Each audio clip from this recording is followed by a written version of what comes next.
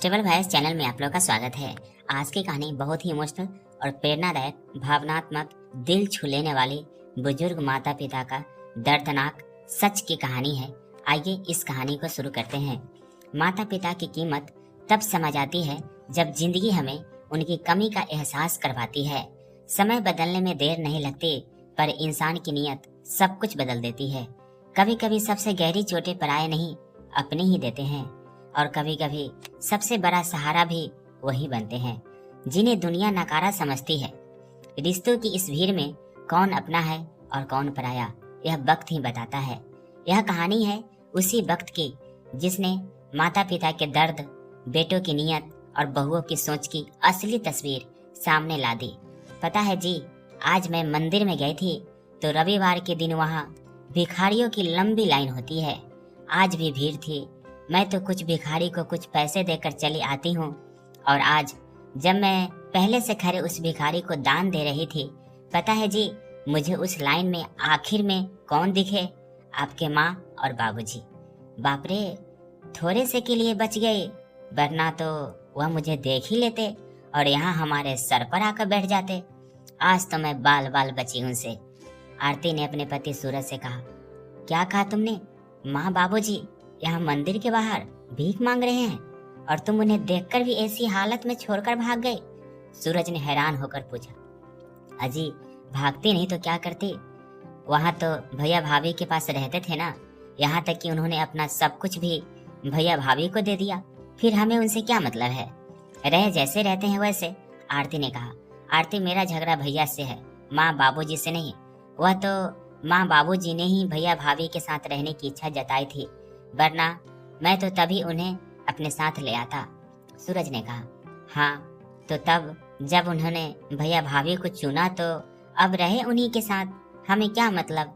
वैसे भी हमारे पास कोई कुबेर का खजाना तो है नहीं, हमारे खुद के ही जरूरतें ही पूरी नहीं होती आपकी कमाई से, तो दो लोगों को और कैसे पाले? आरती ने कहा, क्या हम उन्हें पालेंगे? क्या क्या बक रही हो? अरे हमारी कहाँ इतनी औकात कि हम अपने जन्मदाता को पालेंगे। खैर, मैं भी क्या तुमसे बहस करके समय गवा रहा हूँ, मैं अभी उनको लेकर आता हूँ। सूरज ने यह कहा और घर से बाहर निकल गया। पीछे से आरती कहने लगी, अरे आप कहाँ चले गए? हे भगवान, ना जाने मैंने इन्हें क्यों बताया, खुद ही अपने पाँव पर कुल्हाड़ी मार ली मैंने। और यह भैया भाभी, यह तो बड़े चालाक निकले, पूरे गन्ने का रस निकालकर हमें छिलका पकड़ा दिया। रुको, अभी फोन करती हूँ, भाभी को पूछो तो सही कि आखिर माजरा क्या है उनका। उसके बाद आरती अपनी जेठानी चांदनी को फोन कर कहती है, अरे भाभी, माँ बाबूजी को यहाँ क्यों भेज दिया? उनकी पूरी संपत्ति तो खुद रख ली आपने और इन दोनों को हमारे माथे पर रख दिया। बड़ी नीच सोच है आप लोग। यह क्या अनाप शनाप बोले जा रही है? कल मुही उस बूढ़े बुढ़िया को हमने घर से जरूर निकाला है, पर तुम्हारे यहाँ नहीं भेजा। वह अगर खुद से वहाँ गए हैं तो इसमें हमारी क्या गलती है? चांदनी ने कहा, हाँ तो जानबूझकर घर से निकलता तो है ना। अब जब सब कुछ लूट ही लिया है तो फिर इन्हें मार दो हमारे सर पे। आप लोग बड़े लालची हो, छोड़ूंगी नहीं मैं आप लोगों को, आरती ने कहा। हाँ, जा जो करना है कर ले। कौन सा खजाना दिया है उस बूढ़े बुढ़िया ने मुझे? अरे उससे ज्यादा तो खर्चा करवाए हैं, कभी बूढ़ा बीमार तो कभी बुढ़िया। घर को अस्पताल बना दिया था, जो अभी भी ना निकालती तो पता चलता कि हमारे ही घर से निकलने की नौबत आ जाती। और सुन, यह सिर्फ मेरे सास ससुर ही नहीं है, तेरे भी है। इतने दिनों तक इन्हें हमने पाला, अब तुम लोग पालो इन्हें। चलो, अच्छा हुआ यहाँ से निकलकर वह तेरे पास गए, राहत मिली हमें, चांदनी ने कहा। यह कहकर चांदनी फोन रख देती है और इधर गुस्से में लाल हुई आरती सोच रही थी कि अब वह क्या करे कि उसके सास ससुर यहाँ से चले जाएं। लगभग 2 घंटे बाद सूरज अपनी माँ पिंकी जी और बाबूजी पंकज जी को लेकर घर आ जाता है। अंदर आते ही सूरज आरती को आवाज देने लगता है, और जब आरती आती है तो सूरज उससे कहता है, आरती पानी लाओ। माँ बाबूजी के लिए रूठ कर ही सही, पर आरती को पानी लाने जाना पड़ा। वह रसोई में आकर खुद से कहती है, अब तो यह पूरी जिंदगी यहीं रहेंगे, क्या करूँ इन्हें? भैया भाभी ने तो अच्छी चाल चली, अब रहो इनके साथ और इनकी सेवा करो। इधर सूरज अपने माँ बाबूजी से पूछता है, यह सब क्या है बाबूजी? आप लोग यहाँ मंदिर के बाहर भीख क्यों मांग रहे हैं? भैया कहाँ है? क्या बताऊं बेटा, करण और चांदनी ने हमें घर से निकाल दिया। हमारे पास और कहीं जाने का रास्ता नहीं था, तभी हम इस शहर में तेरे पास आ गए। पर यहाँ आकर जाना, तूने अपना पुराना पता बदल दिया है, इसीलिए हम मंदिर में ही बैठ गए, क्योंकि हमारे पास ना तो वापस करण के पास लौटने का रास्ता था और ना ही तेरा पता ही मालूम था। तो भगवान जी का अपना सहारा बना लिया। पंकज जी ने कहा, पर भैया भाभी ने बड़े जोर के साथ आपकी जिम्मेदारी ली थी, फिर ऐसे कैसे घर से निकाल दिया? वह घर आपका ही है बाबूजी, फिर वह ऐसा कैसे कर सकते हैं? आप लोग मेरे साथ चलिए, उनके खिलाफ पुलिस में रिपोर्ट लिखवाते हैं, फिर अकल ठिकाने आएगी उनकी। सूरज ने कहा, बेटा कोई फायदा नहीं होगा, क्योंकि उसने छल से वह घर मुझसे अपने नाम करवा लिया है। पिंकी जी ने कहा, अच्छा ठीक है, अभी आप नहा धोकर खा पी कर आराम कीजिए, बाद में बात करेंगे इसके बारे में। आरती इनके लिए कुछ बना दो, तब तक मैं इनके नहाने का बंदोबस्त करके आता हूँ, सूरज ने कहा। उसके बाद जब दोनों नहाने जाते हैं, तब आरती सूरज से कहती है, यह क्या जी, मेवा खाएं आपके भैया भाभी और सेवा हम करें? आपने सुना नहीं, घर भी हड़प लिया उन्होंने, और हमें क्या मिला? यह दोनों। मैं तो कहती हूँ आप भी निकाल कर बाहर करो इन दोनों बूढ़े बुढ़िया को। एकदम चुप हो जाओ आरती, तुम मेरे माँ बाप के बारे में क्या बात कर रही हो? यह मत भूलो, यह कोई सामान नहीं है जिसको पसंद ना आने पर निकाल कर फेंक दिया जाए। यह मेरे भगवान है, और भगवान की जगह घर में होती है, ना कि बाहर। तुम्हें अगर इनका यहाँ रहना इतना ही खटक रहा है तो तुम ही चले जाओ यहाँ से, सूरज ने गुस्से में कहा। आरती पहले से ही अपने सास ससुर के यहाँ आने पर गुस्से में थी, और अब तो सूरज की यूं डांट देने से उनका गुस्सा 7वें आसमान पर चला गया, और वह सोचने लगे कि अब तो मैं इस बूढ़े बुढ़िया का जीना दुश्वार कर दूंगी। यह तो दिन भर घर पर नहीं रहते, इतना परेशान करूंगी इन्हें, यह खुद ही मजबूर होकर यहाँ से चले जाएंगे। देखो तो कैसे अपना सब कुछ लुटाकर यहाँ आ गए आराम फरमाने, मैं भी करवाती हूँ इन्हें आराम। अगली सुबह सूरज आरती से कहता है, मैं ऑफिस जा रहा हूँ, पीछे से माँ बाबूजी को कोई दिक्कत हो तो मुझे कॉल कर देना। उसके बाद सूरज ऑफिस चला गया, और उसके जाते ही आरती रजाई ओढ़कर सो जाती है। वह दोपहर में पिज्जा मंगवा कर खा लेती है, यह सोचकर घोड़े बेचकर सो जाती है। थोड़ी देर बाद उसे सासू माँ जगाती है। क्या हुआ माँ जी? आरती ने चिढ़ते हुए कहा, बहू जरा सूरज को फोन लगाओगे क्या? तुम्हारे बाबूजी की तबीयत ठीक नहीं लग रही है, सांस भी तेजी से चल रही है, लगता है डॉक्टर को दिखाना पड़ेगा। पिंकी जी ने कहा, हाँ अब हमारा तो यही काम रह गया है बस। अच्छा एक बात बताइए माँ जी, बड़े शौक से अपने बड़े बेटे को सब कुछ नौछावर कर दिया आपने, और अब अपने बुढ़ापे का बोझ अपने छोटे बेटे पर डाल देने में आप लोगों को जरा सा भी शर्म नहीं आ रही? आते के साथ ही डॉक्टर का खर्चा करवाने को तैयार हो गए। सही कह रही थी भाभी, आप लोगों को बीमारी की वजह से ही उन लोगों ने आप लोगों को घर से निकाला। अब वह तो समझदार थे, पर यहाँ आपका बेटा श्रवण कुमार बेवकूफ बन रहा है। आरती ने कहा, बहू ऐसा मत कहो, तुम्हें तो जो चांदनी ने बताया बस उसी पर विश्वास कर लिया। तुम्हें लग रहा होगा कि कभी हमने शौक से पंकज के पास रहने का निर्णय किया था और सूरज को भुला दिया। ऐसा नहीं है, सूरज की तनख्वाह इतनी नहीं है जो हम हमारा बोझ उस पर डालते।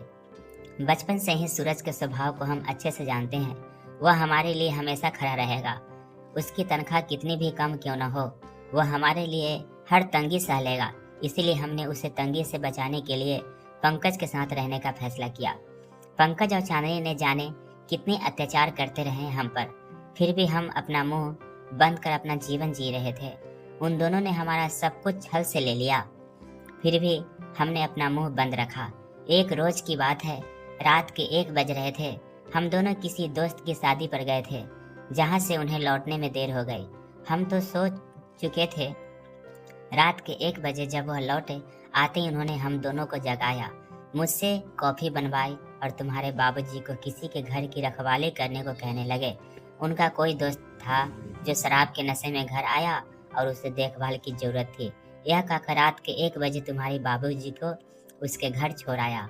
एक बुजुर्ग आदमी जिसकी आधी नींद से जगाकर किसी अजनबी के घर छोड़ आया, वह मेरी ही औलाद थी। यह कहकर पिंकी जी रोने लगी। तभी आरती को पता नहीं क्या हो गया।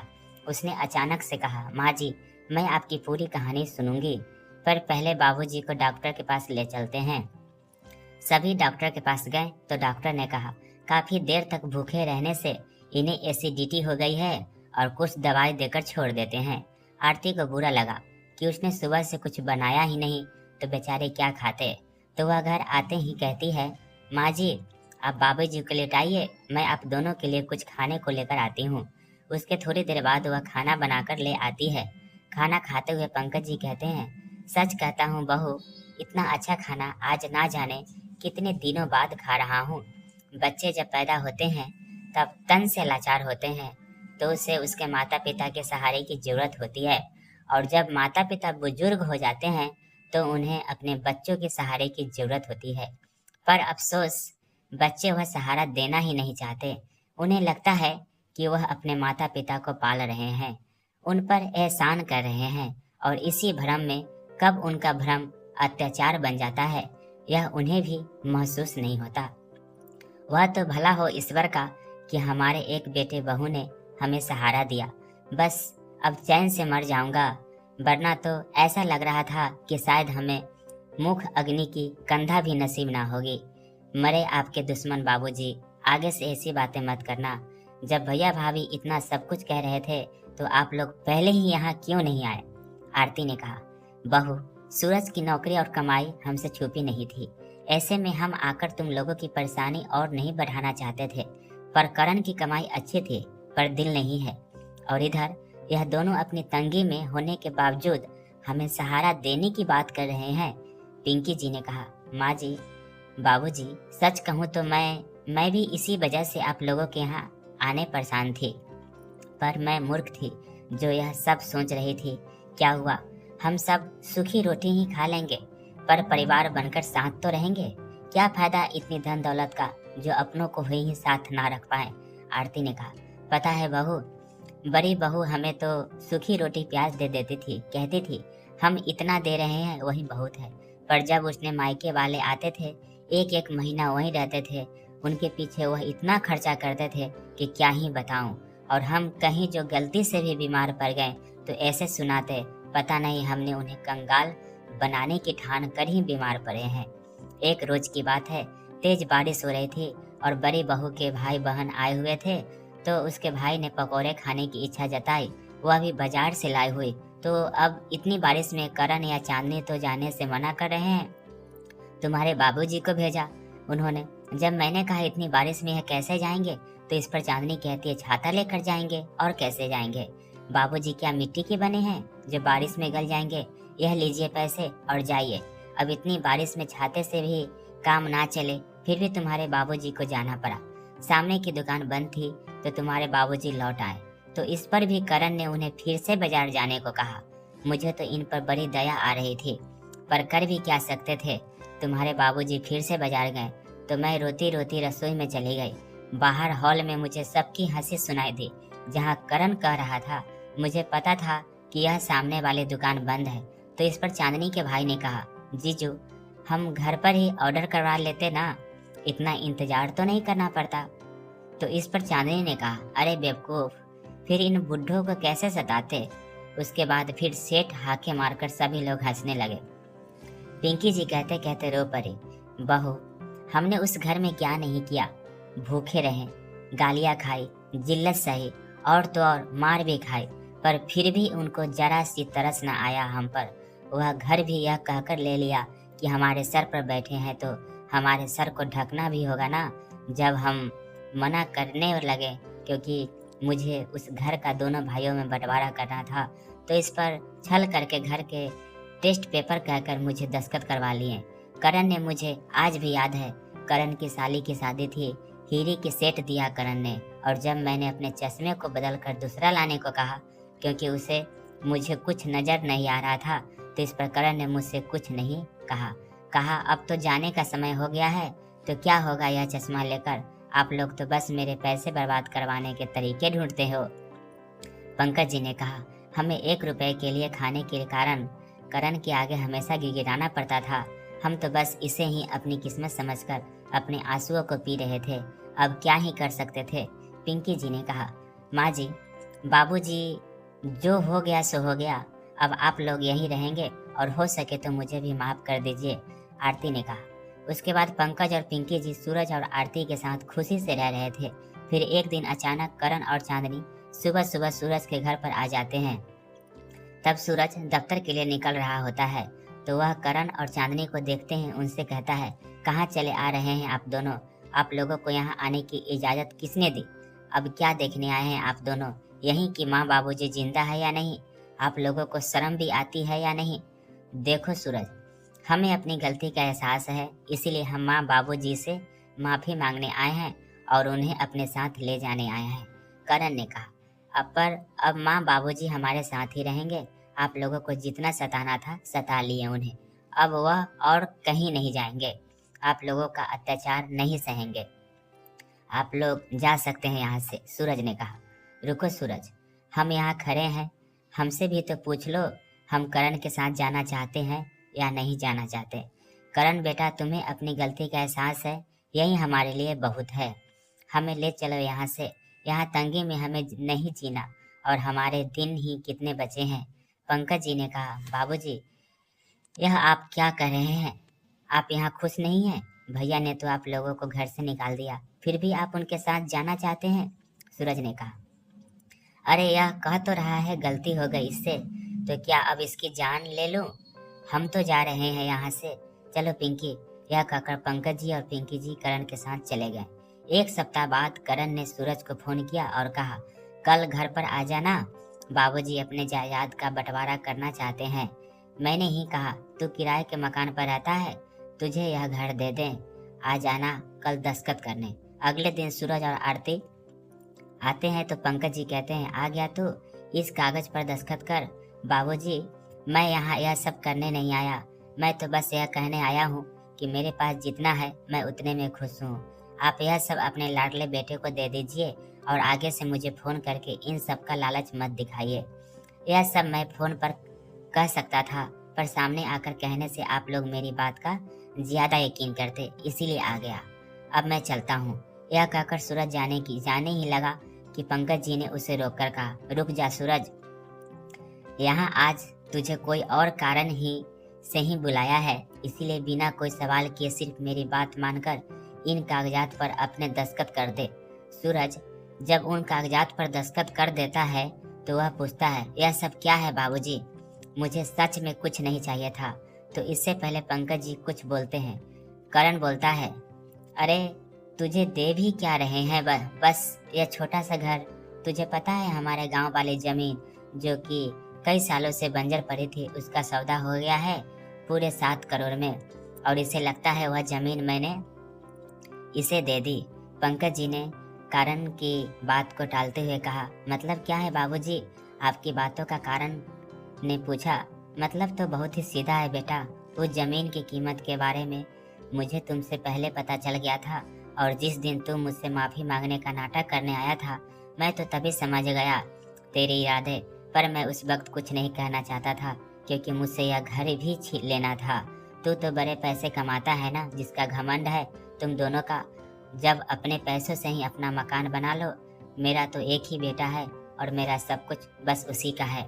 सूरज बेटा, तू भले पैसा से अमीर नहीं है, पर दिल का अमीर है, और अब पैसों से भी अमीर बन गया। उस दिन जब करण घर पर आया, वह मुझसे सौदे की बातें करने ही आया था, और मैंने भी उससे सौदा किया कि मैं जमीन इसके नाम करूँगा अगर यह घर तेरे नाम कर दे। अब इन पैसों से जो तू बरसों से करना चाहता था, जिसके अरमान तूने अपने अंदर ही दबा लिए, एक स्कूल खोलने का अरमान, उसे अब यहीं इसी घर में रहकर पूरा कर। हम तेरे साथ हैं। पंकज जी ने कहा, बाबूजी यह गलत है, मैं भी आपका बेटा हूँ, आपको मुझे भी हिस्सा देना पड़ेगा, वरना मैं कोर्ट तक जाऊँगा और कहूँगा कि आपने धोखे से मुझसे सब कुछ लेकर मेरे भाई को दे दिया। करण ने चिल्लाते हुए कहा, जाओ, तुम्हें जाना जहाँ जाना है, फिर तो तुम्हारा धोखा ही साबित होगा। देख लो कहीं तुम्हारी चालाकी तुम पर ही ना भारी पड़ जाए। वह सब जब होगा तब देख लूंगा। फिलहाल तो तुम दोनों अपना अपना सामान समेटो और चलते बनो यहाँ से, वरना अभी के लिए तो पुलिस आ ही सकती है, पंकज जी ने कहा। उसके बाद करण और चांदनी वहाँ से चले जाते हैं और सूरज अपने पिता को गले लगाकर कहता है, बाबूजी, एक पल के लिए तो मैंने सोचा ही लिया था कि मैं नकारा बेटा हूँ जो अपने माता पिता की ज़रूरतें भी पूरी नहीं कर सकता। ज़रूरतें क्या बेटा, तूने तो हम में जीने की इच्छा ही बढ़ा दी। अब वाकई में परिवार के साथ हम रहेंगे, पिंकी जी ने कहा। और वहाँ सभी आंखों में आंसू लिए मुस्कुराने लगे। सही मायने में अमीर वही है जिसके पास बड़ा दिल हो, बड़ी दौलत नहीं। कैसी लगी यह कहानी कमेंट करके जरूर बताएं।